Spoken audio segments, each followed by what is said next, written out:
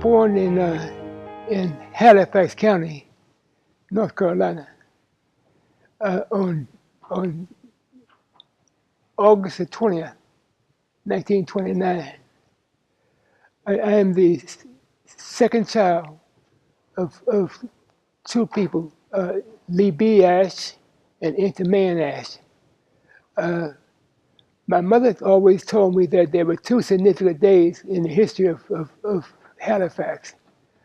One was a lynching that occurred many years before I was born, and the day I was born. So she just, I was very fortunate to have two parents who were very supportive. My father was a very smart man who worked hard. I was a child of the Depression. When I was born in 1929, America was on upswing. Everything was real happy-go-lucky. And by our time October came, Depression came. So my father returned, was in Washington, working as a newspaper reporter. And he lost his job because of the Depression. So he returned to Halifax to live with my grandfather, who was a freedman. We always called him Lang Lang. You know, like most people give us a name for their grandfather. He was a very proud man who was independent in his living. Lang Lang had a son who got killed in the First World War, and he never got over that. So he would, all of his life, mourn the fact this is his firstborn child who was killed in a war that he didn't quite understand. And what happened was that in 1926, the registration came for the election. Halifax was a very segregated community, as you can imagine. But Lang Lang felt as though that he needed to do something to memorialize his son. So he got up one morning and put on. He was a contractor by profession.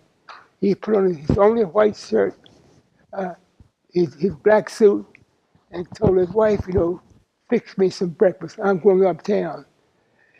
And of course, his wife said, for what? He said, I'm going up there to register to vote. She said, Negroes can't vote. He said, well, I'll tell you what. I'm going to go up there today, and I'm going to vote today, or I'm going to die. And it doesn't matter which one it is. I'm dressed for either one. So he went with the courthouse, got in line with the rest of the people who were going to register to vote. And the sheriff came up and said, Mr. Ashe, you know that Negroes can't vote, so why are you here? He said, I'm telling you the same thing I told my wife. I have a boy that's laying dead in that graveyard out yonder, and he is my right to vote. And I'm going to vote today, or I'm going to die. Either one. So the sheriff walked off, and my uncle, who was his other son, said, that damn old man going to get us killed.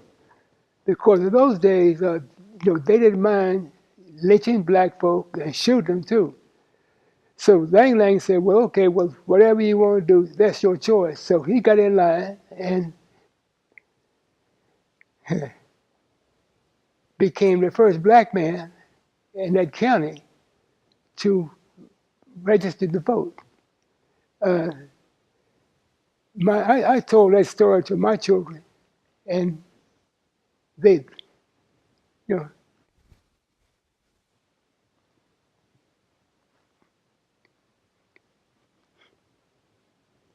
it was kind of hard, I think, living in a segregated situation where you are, trying to do what is right. Well, after that, my father left North Carolina, came to Washington, and the reason why he came to Washington, that was where the jobs were. So he came to Washington and started working in the Recorder of Deeds office in the district government, and became a recorder of deeds and everything. And he married my mother in 1926. They went to college together in a college called Kittrell College, North Carolina. Kittrell was a church-sponsored institution, so it was the only place that black folk could go without having to justify their existence. Kittrell was a training ground for ministers.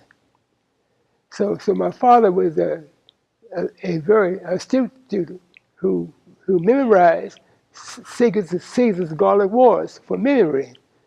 If you're familiar with the history of Roman history, you know that Caesar fought the French, and it went something like Aulus Gallus in the Divisional Trace, which means all Gaul is divided into 3 parts. And he would recite that, then tell me how he could do that. So I grew up in Washington and attended a segregated school system. I attended a school called Dunbar Senior High School. At that time, there were 3 high schools in D.C. that black folk could attend.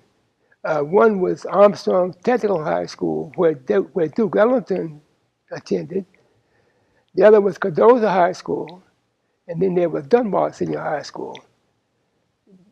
Dunbar was academic. They train you to prepare for a career in academia. I had people with high school who had PhDs, and it was a situation where DC made sure that there was educational opportunity for black folk as well as for white people. So I graduated from Dunbar in 1946, and when I was 16 years old.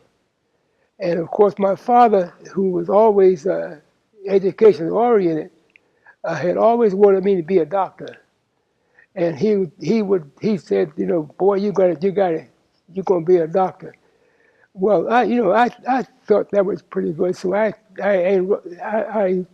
didn't want to go to Howard University, but he said that if I go to Howard, which was the premier black institution in this country, and he told me that if you get a degree from Howard University, it's like a key to open doors, because Howard was known internationally for what it did. So I didn't want to go to Howard, of course, like most teenagers did. I wanted to leave. I wanted to go to West Virginia State College.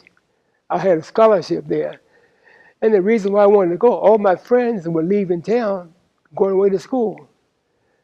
But Daddy said, well, son,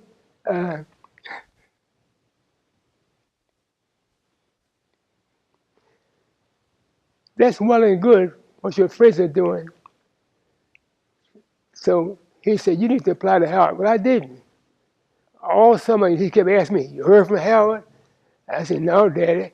But one day he came home from work and he slid a piece of paper across the table to me. But he said, well, since Howard hadn't told you what they're going to do, I took the liberty to pick up an application, and you can fill it out, and I'll take it up and turn it in. I said, well, he's got me now, because I can't lie anymore. So this was during right at the end of the Second World War. And so I went to Howard, and I hated it. I tried to flunk out the first semester, but I made the dean's list and everything. But over time, I began to appreciate what my father was telling me. He always told me to be sure that you understand, that you prepare yourself well, and if the opportunity comes, you're ready for it.